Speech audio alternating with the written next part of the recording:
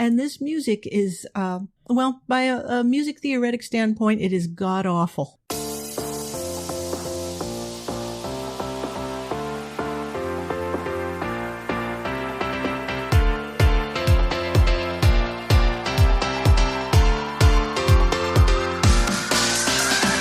Hello, and welcome to the Euro What, episode number 191 for the week of April 17th, 2023. We are a pair of Americans trying to make sense of the Eurovision Song Contest. I'm Ben Smith, and I'm here with my co-host, Mike McComb. Hey, Mike. Hello. In this episode, we'll be talking about the middle section of Semifinal 2 with our special guest, Susan Rogers. Hello, Susan. Hello. Nice to be here with you.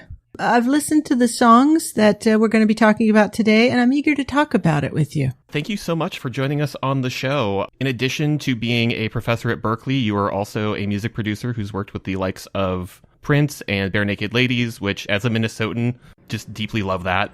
Let's talk about your book, This Is What It Sounds Like. I saw the talk you gave at the Boston Book Fest last fall and just really loved that and thought it was a super interesting framework for thinking about music in general, but as somebody who listens to a lot of Eurovision, applying it to that very specific kind of subgenre. Your book does a wonderful job of breaking things down into the various dimensions of how we approach music, not only from a purely musical perspective of just like, what are the lyrics, what's going on in the background, but what we hear when we hear a singer's voice.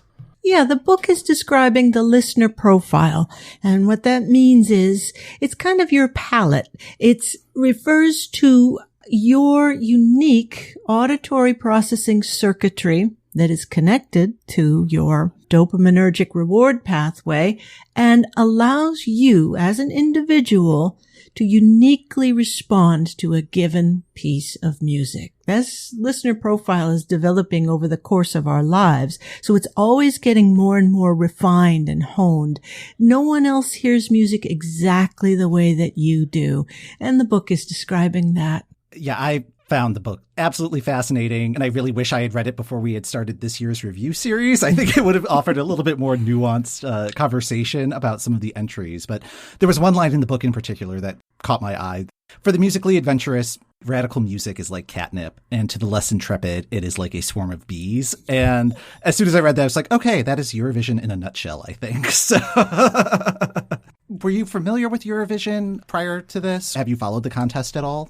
I don't follow it, but I'm familiar with it. I don't know if you guys remember this, but Monty Python did a skit way back in the 70s on the Eurovision Song Contest. And I remember it being just funny as hell. And that was the first time that I became aware as an American citizen of the song contest. So I've known about it for a long time. Yes, I am deeply familiar with that particular Monty Python sketch. I think I've referenced it a couple times on the show. It's like, again, it's one of those places in pop culture where I first became aware of the contest. Yeah, and it, on its surface, it seems like, okay, this is comedy gold. Like there could be some songs that are really funny, and maybe in its early days there might have been some entrants that were not quite record ready, as we say, but clearly everyone now is up to speed on this, and these are commercially viable records. Just thinking about record ready, I was rereading the book over the past week and opening with The Shags, a group that has a lot of passion in what they're doing, but also is just very fresh. Yeah, and for folks who don't know who the Shags are, maybe you might want to look them up because there was no one quite like the Shags. They were these three sisters who grew up in rural New Hampshire in the 1960s, and their very domineering dad decided that his daughters were destined for musical greatness, whether they liked it or not. So he put musical instruments in their hands, and these are teenagers, right? And he kind of locked them up in their room, took them out of school, didn't let them see boys or have a social life, and just demanded that they would write and play and ultimately record music. And this music is, by a music theoretic standpoint, it is god-awful. Yes. They don't even know how to tune their instruments, much less play together. But there's kind of a synergy in these three sisters making music together. And the reason that folks in the music business pay careful attention to the Shags is because of the purity of their intentionality. They're showing us how, with no technique whatsoever, just like a little toddler doing a child's drawing of mom and dad, they don't know how to do it. And because there's no technique, you can immediately hear what they're trying to do. What they're trying to do is communicate musically. And they're writing these simple little lyrics about what it's like to be a teenage girl. It's heartfelt, it's authentic, it's genuine, it's sincere. We know in the music business, if you've got a perfect performance on vocals or on instruments, it's perfectly executed, but it's got no soul, it's got no heart, it's got none of that roughness that the Shags have, it's going to be boring and vapid.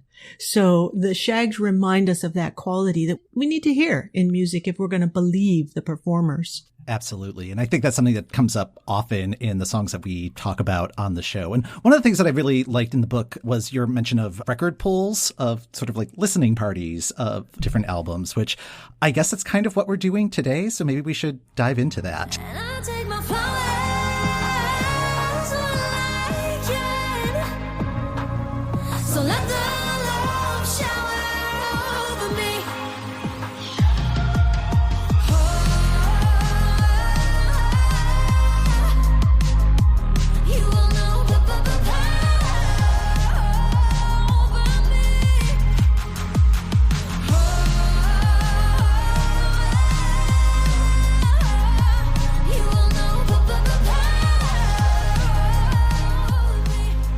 Diljá Pétursdóttir is a physiotherapy student and self-declared Eurovision nerd who will be representing Iceland at the contest with her song Power. Her first brush with televised singing competitions happened in 2015 when she appeared on the second season of Iceland's Got Talent. To get to Eurovision, Diljá competed in Söngvakeppnin, Iceland's national selection process, where she sailed through the first semifinal and grand final, taking top marks every step of the way. The song has since reached #1 on Iceland's singles chart. Last year, Iceland finished in 23rd place with the song Með Hakandi Sól by Sister. Power is written by Diljá Pétursdóttir and Pálmi Ragnar Asgeirsson. Asgeirsson also wrote Iceland's 2015 entry, Unbroken. So, Susan, what did you make of this when you listened to it? Good record. All of these that you had me listen to, they're all good records. Powerful singer. The Diljá is clearly a strong singer. The thing that surprised me the most about this record was the rhythm. It was kind of odd because, modern dance music is just an outgrowth of hip hop and reggaeton. This was definitely a rock rhythm. And that was an interesting juxtaposition. That drum beat is more often heard on alternative indie and rock records. So the drum beat was surprising. And I liked that element about it because I wouldn't have put those elements together that way. I thought it had a good melody. And I liked the hook at the tail end of the chorus. I thought that was the memorable part of it. This is a strong record. I think it'll do well. I like this one too. I feel like this one slots in nicely with sort of my everyday playlist. Like I'm getting a little bit of Robyn from it. More like late 90s Robyn than her more recent albums. But in terms of a Eurovision entry, I don't know how it's going to do. And really, that's kind of the story of the second semifinal. I feel like there is maybe one or two songs that are a shoo-in to get to the final, and then it's a total free-for-all for everything else. Thinking of the Söngvakeppnin performances, she's rolling around on the floor, and it's a lot of overhead shots, which for TV, that's great. For the people in the arena, you may not be able to see what's actually happening on stage. So I'm curious if there's going to be any tweaks to the staging to help this song kind of reach I don't want to say next level. I feel like that's expecting a little too much from the song. Like I feel like it's like kind of right down the middle pop in a lot of ways, but I want this to do well. I think it might have a little bit of trouble, though, in the actual competition. Another thing I was thinking about it is that lyrically, it's gonna appeal to, I think, a fairly narrow audience, which would be perhaps young females, because it is about empowerment. And I wondered if that could perhaps alienate some listeners. Not that there's anything wrong with targeting a specific audience. You should do that in the recording studio. But if you're competing in a big contest like this, a lyric that targets a wider demographic might have a stronger chance.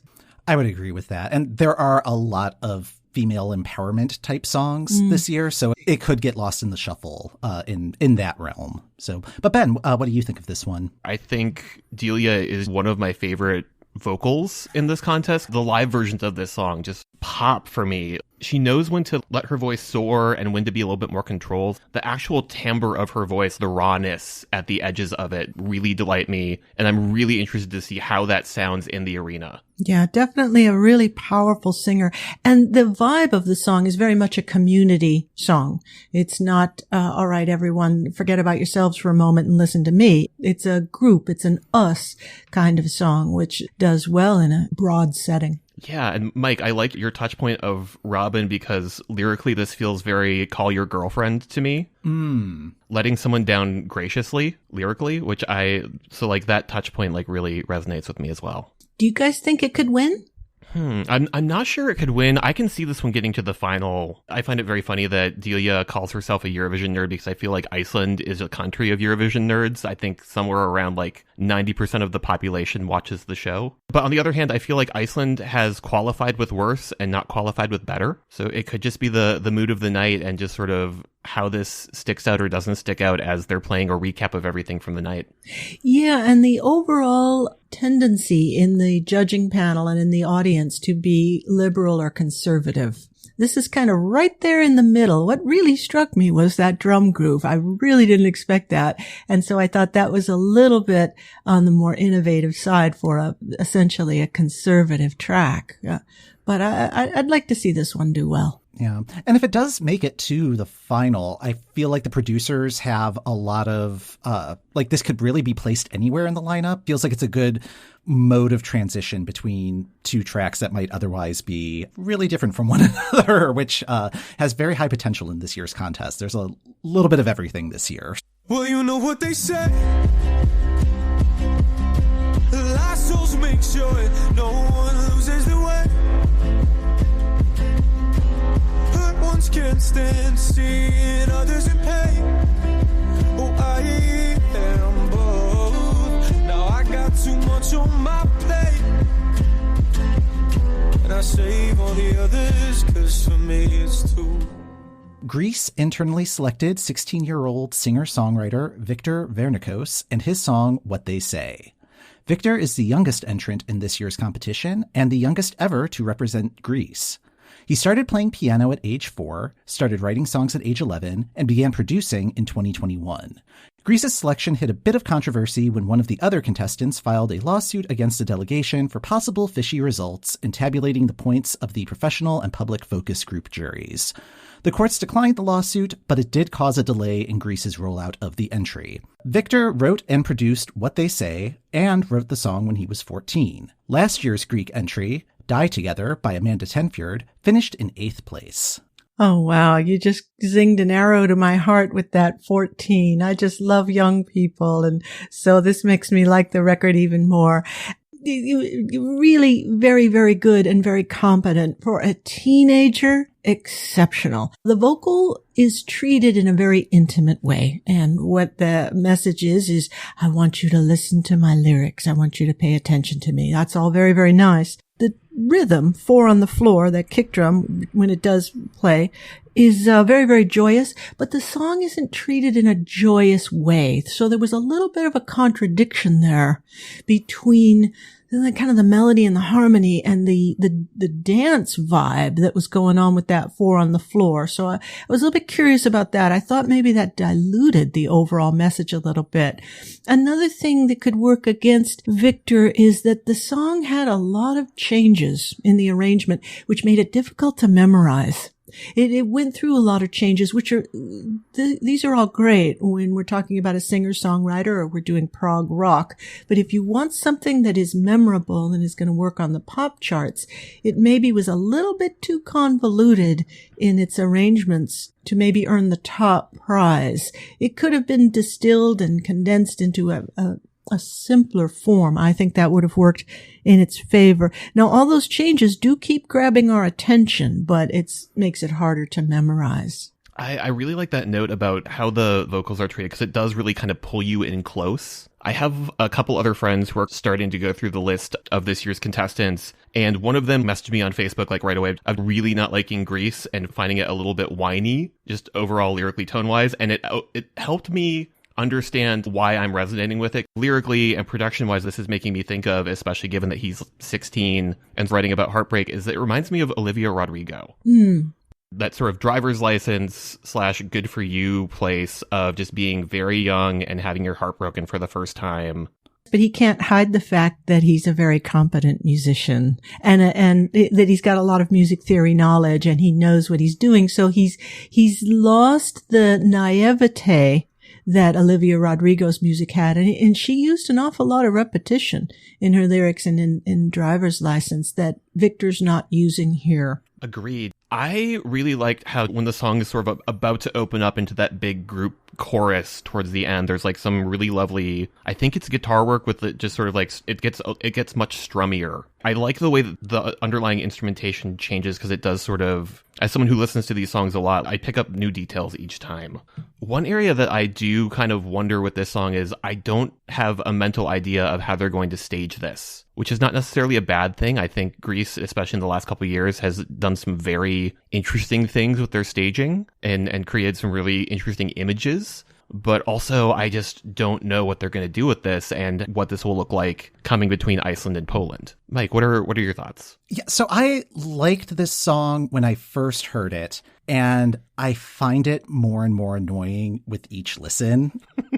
All of the changes that keep happening in it, it feels very ticky in a way. The second verse in particular, I think is a mess and just really difficult to follow. It feels like he's trying to stuff too many things within the 3-minute time limit that he has.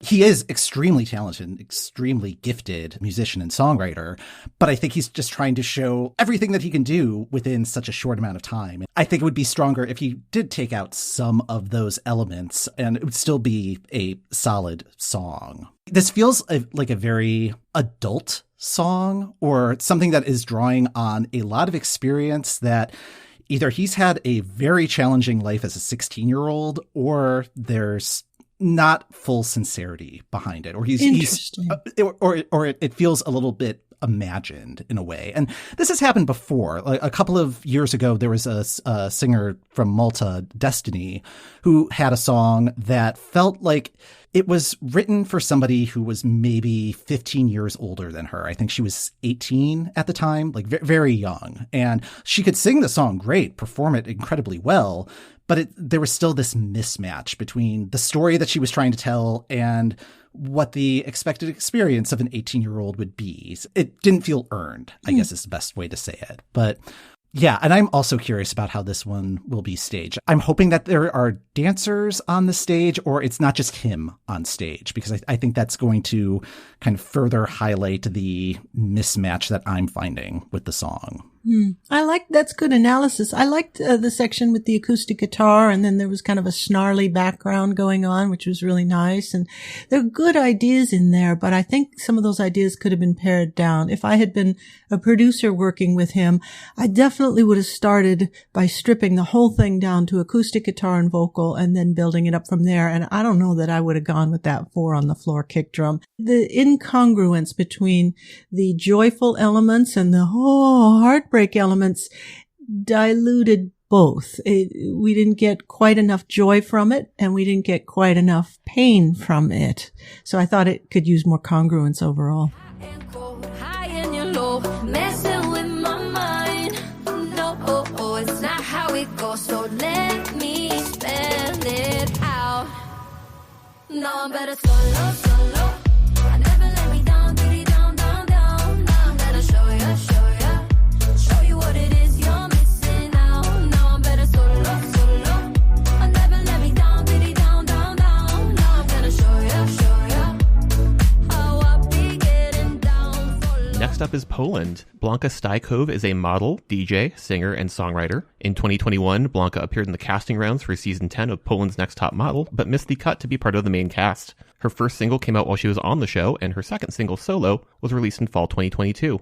The road to Eurovision has been a bumpy one. Solo was one of 10 entries in Poland's national selection. Though the song was second in the televote, there have been accusations of the jury tanking the scores of other contestants in favor of Blanka. Also, her dancers appear to be part of a group owned by one of the members of the jury. Oh, and she may have been romantically linked to the son of Edyta Górniak, Poland's very first Eurovision representative in 1994 and the main juror on the panel. Solo is written by Blanka Stajkov, Maciej Puchalski, Mikołaj Tripulec, Bartłomiej Rzeczecki, Marcin Górecki, Maria Broberg, and Julia Sundberg. Tripulec is also a writer on Switzerland's entry this year. Last year's Polish entry, River, by Ochman, finished in 12th place. Mike, how has this one been sitting for you?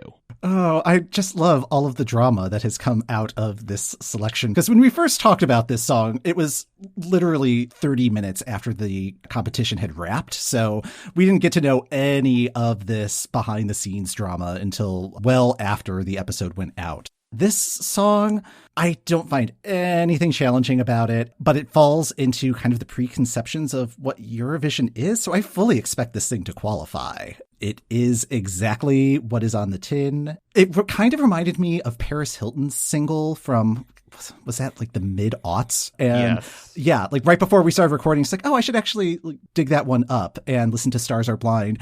And I think Stars Are Blind is a much more complex song than this one. But it's like, oh, I appreciate this song being in the competition just so that you have kind of a baseline of songs to compare. Like, it is fine. It is 0 on the pH scale. Yeah, I was just about to say, if you do the litmus test, it's neither an acid nor a base. Right. Yes. Yeah. That's funny. We're all hearing the same thing. I heard it as being artisanal, but not artistic. It didn't add any surprises. The style of it was something we've been hearing for the last 5 years. There wasn't anything really new there. It was well constructed, and I think it would really appeal to conservative, traditional listeners who want to hear the craft of music making and hear it done well. And it's done well. When I see 7 songwriters' names taking credit for a simple little pop song, that strikes me as artificial intelligence. That strikes me as just, it shouldn't have taken 7 people to write this, which suggests you're not writing from a place of inspiration. You're writing from a place of craftsmanship and connect the dots, and it becomes hotel art at that point. And that's my impression of this. Good luck to her. She can sing, and there will be a lot of listeners who really love this, and maybe it would be their first pick. It wouldn't be mine. My main note is that this feels much glossier than the past two, and I agree that this sounds like something we could have heard anytime in the last 5 years. It made me think of Zara Larsson's Lush Life, which was kind of the start of a wave of tropical housey things over in the States when that finally hit radio here. And also all of this drama that we didn't know about over this. It's just like a weird mismatch for me. On one hand, I agree with you, Mike. I can completely see this sailing through. On the other hand, I feel like Malta last year had a very kind of Eurovision by the numbers. This is the sort of thing that always goes through kind of a thing. And it refreshingly didn't go through. True. But with it being all televote, and that this song is pretty popular, at least in Eastern Europe. So yeah, I am adding hotel art to my dictionary of references at this point, because that is the perfect description of this song. Yeah, I feel like my other sort of descriptors for songs like this tend to be just sort of like Spotify playlist filler, or the sort of thing you would hear on a Netflix reality dating show. Hotel art gets beautifully produced, and it has a mass appeal, but it just doesn't have the same thing as like an actual Picasso. Doesn't have the spark of originality. I teach students at Berklee College of Music, and they want to be successful in the music business. And we know that it doesn't matter if you're the Beatles or if you're the Shags.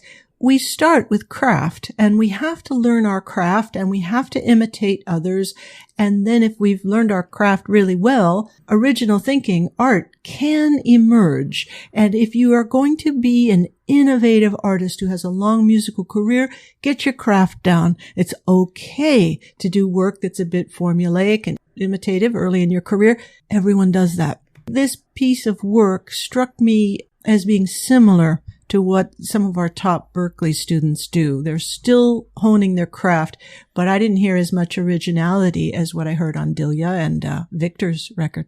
Yeah, maybe it's just a case of way too many cooks in this particular kitchen. It is keeping it simple, which I think does have its place, but it shouldn't take that many people to keep something this simple, that simple. The song itself is just over 2.5 minutes, and they have 3 minutes on stage. So there's plenty of places where they can add a dance break. They can do something on stage to really sort of give this some extra oomph. I was going to say about simplicity, that Billie Eilish record from 2019, that's simple.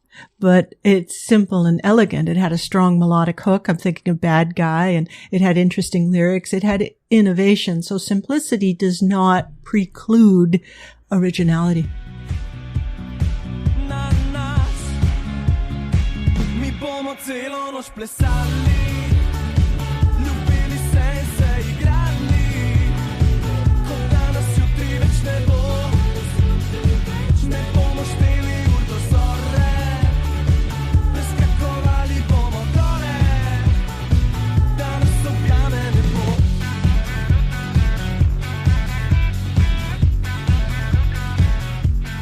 Slovenia internally selected the band Joker Out and their track Carpe Diem as their entry for Liverpool. The five-man group formed in 2016 and released their debut album in 2021, finding major success in sales, touring, and awards. They were awarded Newcomer of the Year in 2021, as well as Artist of the Year for both 2021 and 2022 by the Golden Whistle Awards.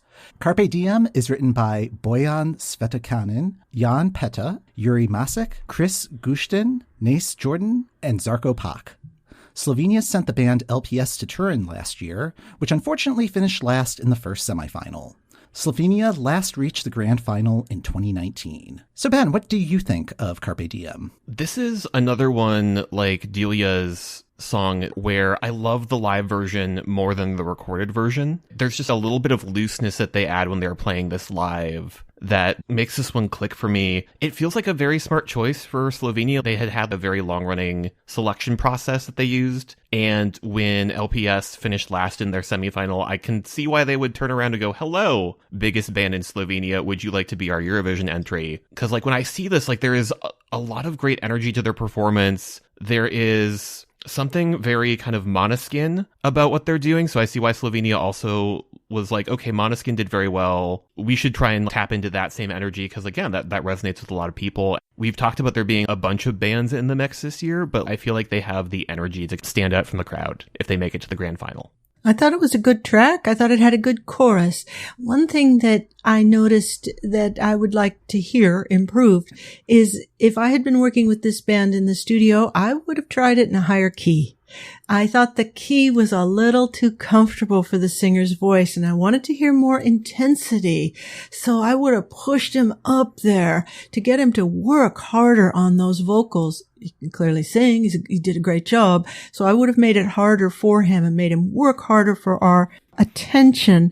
Its function seems to be to get him on the dance floor. It's at that dance tempo, but is this really a song you would dance to? It had so many breaks that it would be annoying if you were on the dance floor and you heard this record. You'd have to do a dance remix of it in order to really hit on the dance floor. So I think I would have looked at that as well. But it was a good track. It was well done. And I think it seems like it would have a good shot. Yeah, I really like this track, and I really like what Slovenia is doing by sending this track. Like, I feel like this is what more countries should be doing, where it's like, hey, this is our biggest band. This is our biggest pop star right now. Let's put them on a larger stage and show them like, what's going on in our music scene. I think they've been great at all of their live performances during the pre-party season. And I think they are providing, among all the bands, something that is current and relevant. I don't see it as a message song the way that like Ireland's entry is. It's definitely not like Croatia's entry. And I really hope that Eurovision does work as a launch pad for them so that they can find more international success, because they definitely have the charisma, and I'm really happy that they are part of this process. They also recently released an English version of this track that I think it works. I'm hoping they keep it in Slovene for Eurovision. I think lyrically it's a little bit stronger in the original language, but Yeah, I think this is a really fun track, and I'm hoping it gets Slovenia back into the final because I like Slovenia. They always send interesting things. So I'm rooting for them. One of the things I noticed is what you just mentioned. You can hear the experience on this record. You can hear in the performances. These are people who've played on stage, who've played in front of an audience. And I like hearing that. So I agree with you 100%. I'd like to see more of this in Eurovision. Get those experienced performers out there. Yeah, and then just speaking to this being in Slovene, I like the way that listening to music in a different language that I don't speak affects how I listen to it.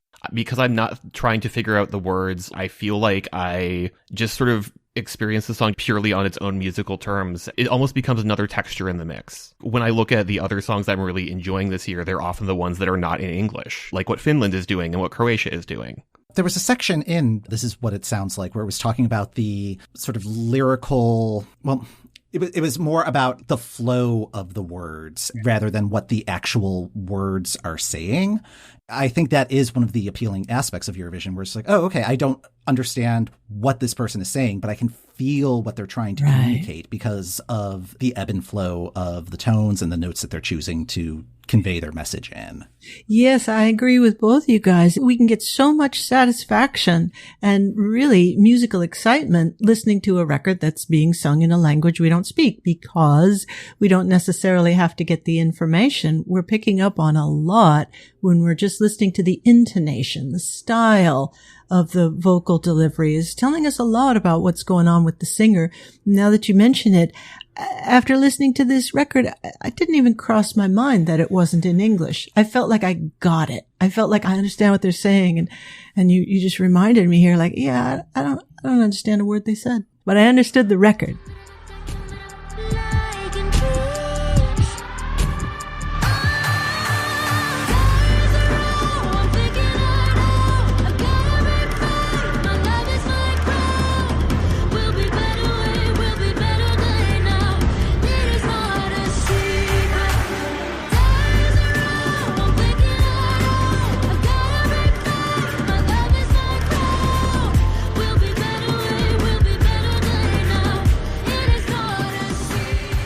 Georgia is our last song today. Irina Kachanovi, who goes by Iru, earned her trip to Liverpool by winning the most recent season of The Voice of Georgia. This isn't Iru's first Eurovision rodeo, having won Junior Eurovision for her country in 2011 as part of the group Candy, and co-writing Georgia's entry for last year's Junior Eurovision Song Contest. Iru will perform the song Echo, which she co-wrote with Georgi Kukianidze and Benny Kadagzidze. Georgie has been on the writing team for several of Georgia's Junior Eurovision songs. Georgia last reached the Eurovision Grand Final in 2016. Last year, Lock Me In by Circus Mircus finished in last place in the second semifinal. This one was my favorite of the 5 that you shared. I liked this one a lot. I liked it because it was exciting. It was more innovative, I thought, than the others. I thought I heard more original ideas in there. Now, I don't know what's on the charts in Europe, so I don't know if it's actually original or not, but to my ears, it was the most innovative. I liked what they were doing with the drums, the drum arrangement. I thought that was a smart move. I thought this was a very appealing record. The singer is really evocative. She did an excellent job of evoking imagery and of getting you to understand where she was coming from. And she's a powerhouse. If you noticed how well she articulated when she was right there at the very top of her range, she did not run out of breath. That suggests this singer is just an absolute monster. There was a breakdown section, and the timbre in her voice reminded me of early Madonna. I don't hear any other comparisons there other than to say I think that Iru's got real star quality. I think that really comes through on this record. She sounds like a star to me. I liked this one an awful lot. And I was mentioning earlier the concept of congruence among the elements. This one felt of a piece, so to speak. I felt a consistency from top to bottom in it that I especially liked. Okay, Mike, you seemed very excited about this one. This is the first time that we've actually talked about it on the show, because I believe this was the last one that was revealed. So it really kind of caught everybody on the back foot, just because, like, lyrically, it doesn't make a lot of sense on the first listen, and watching it with the captions on YouTube. It's like, oh, okay, I'm having a little difficulty following it here. Then reading through the lyrics on a page, it's like, nope, still not following what's going on here. But I agree. She is delivering the vocals incredibly, and she's made appearances at several of the pre-parties over the last couple of weeks, and she is delivering on those vocals live, which is always scary with tracks like this, because it could easily go off the rails. I find it to be a really interesting track. And this is kind of part of Georgia's MO. We generally have described their entries from the last few years as not quite understanding the assignment, but turning in very interesting work. I feel like this one is understanding the assignment a lot better than their more recent efforts. It's also reminding me a lot of my favorite entry from Georgia, their very first entry, Visionary Dream, which also has lyrics that are kind of all over the place and very dreamlike. That is also a vocal powerhouse and had incredible staging. I'm expecting this to have incredible staging if the video is any indication of what they have planned. My main concern about this one is on the night, is it going to overwhelm and confuse people to the point that they're just not going to support it? Or are people going to be so curious about it that they're going to vote for it because they want to see it again? I'm hoping it's the latter. This is going to be interesting. If it were to go head to head with Blanka, you can imagine that the conservative listeners are going to vote for Blanka and the less conservative are going to vote for Iru, but who knows what the makeup of the audience is and what the mood is. The cultural mood shifts all the time between being more liberal and being more conservative. So yeah, it would be an interesting head-to-head competition that would certainly divide audiences. If you liked the one, you probably really disliked the other. I think that's a really fair assessment. Ben, what do you think of this one? Mike, have you been peeking at my notes? Possibly. No. Because Georgia tends to kind of march to the beat of their own drum, and I kind of love them for that. Lyrically, this one almost feels like the flip side of what I was just talking about with Joker. Carpe Diem is in Slovenian. I have no idea what's going on, but I'm having a great time. This song is in English, and I have no clue what's going on lyrically. There's a beautiful sense of abstraction about how they're using English. But what I had written down was it's like a dream logic, and I had specifically also written down Visionary Dream. The other thing that I forgot to look the name up, but there's a national dance style in Georgia. It's very intricate footwork. It almost kind of looks like the performer is floating. There's a real kind of dreamy sense to this, and she just sings the hell out of it.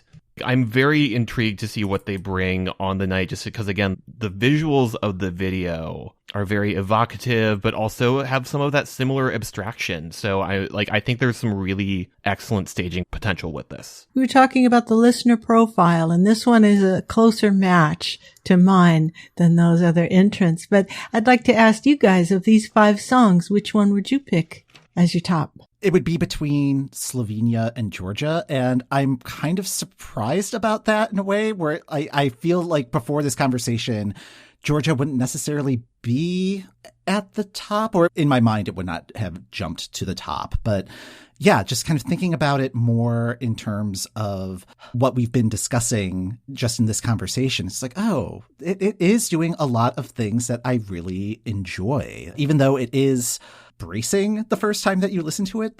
The more that I've heard it, it does get stuck in your head, and there is a lot of technical mastery that is happening in the track.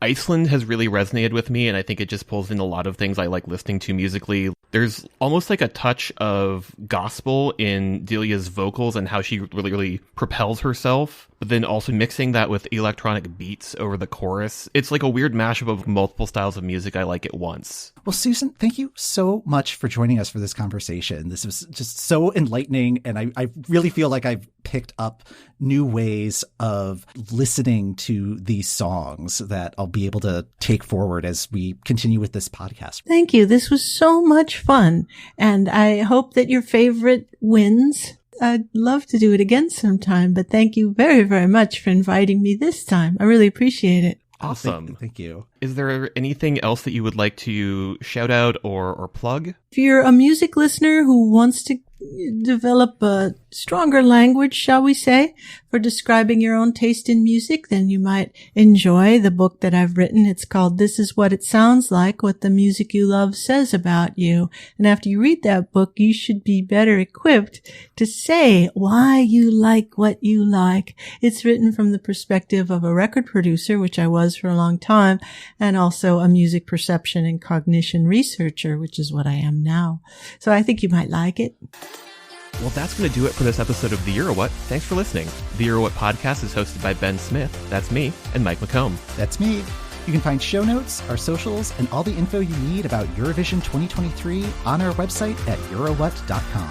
If you'd like to help support the show and access a ton of bonus content for the Euro What AV Club, head on over to patreon.com/EuroWhat. Next time on the Euro What, we finish out the second semifinal and try to figure out who the hell is Edgar with our special guest, Nava Wolf.